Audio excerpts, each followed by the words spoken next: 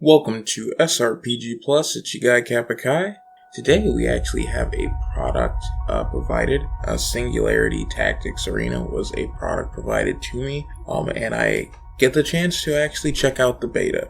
So, being an avid SRPG fan, I thought this was a very interesting premise. The gameplay is rather interesting. It's kind of like a murder mystery detective game with SRPG elements in it as well. So the game starts off with a bunch of people basically waking up in a room, kind of like what's going on. Really, it's more of a premise similar to Saw. And I really like this game. You get to choose your classes, or you get to have it be pretty much default classes. I basically decided just to choose my own. I don't know if that'll bite me in the butt later.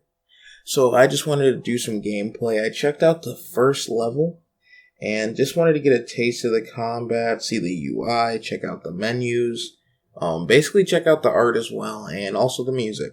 First, let me talk about some of the music. I did enjoy a lot of the tracks that I heard just playing for a good 20 minutes or so. I felt that it was a really cool setting, and the music fit that as well. Speaking of the setting, I'm not really too much of a horror fan, but I found this game actually really interesting. I thought what the developer did was a really cool take, and obviously it's still beta, so there's still a lot of things that could be fleshed out. I thought that the first mission was kind of a heavy topic, because it kind of started off with you murdering several unarmed people. That I feel like that could push off a lot of people who are trying to give this a go. But if you're actually into the horror genre, this might feel right at home with you. I really like the pixelated style, but I feel like it kind of clashes with the actual menu, how it shows what the actual characters look like full body. I felt like in a lot of instances it didn't really match up with what the avatar was showing and what I was seeing on screen, in the menus. And for example, the main character, Eloise, I feel like her hair color is different in her avatar based on the hair color that it shows there. Both are brown, but it feels like the one in the sprite's way darker to where it kind of looks weird. I also thought that with the first battle, just fighting a bunch of naked people is kind of weird. I get that they're naked and unarmed, but your party didn't wake up that way, so why would they? I'm guessing that'll be fleshed out more during the game, but it just kind of still felt weird. Since this is a beta, obviously it's going to have its issues. I kind of was hearing some issues with some of the sounds, the more I played. But overall, I felt that the game itself was actually very fluid. I really enjoyed the art style he chose with the pixelated.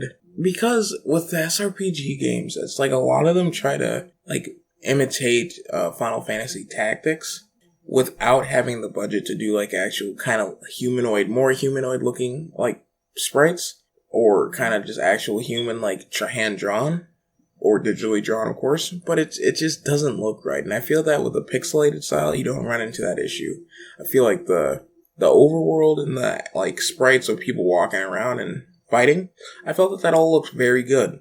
But once again, the menu screen, it really clashed, and I really didn't like that. Battling was really fluid. And basically it's a training, you basically go through all your list of commands. One thing, though, that I felt was kind of strange was how many commands you had, though. It kind of made, even just scrolling through all of them to end your turn, kind of annoying. I know that you can just press up and go right back to it, but other people might not pick that up right away. And also, it just felt like there was too much in one menu. Perhaps if it could be condensed, that would be really cool. And feels like there's some tropes that are unmistakably in it or intentional, and I kind of just hope that the developer does consider that. I'll leave some of the gameplay in, and you guys can see for yourself if you spot any of them that kind of feel weird. But I really respect the developer for making his own SRPG and kind of reinventing it as well, making it really a horror game. It's its own genre in the SRPG realm. So I really want to give kudos to that, and I want to congratulate him for getting this far with his game. It's dope. But thank you for checking out another video from SRPG Plus. It's your guy Kappa Kai. Peace.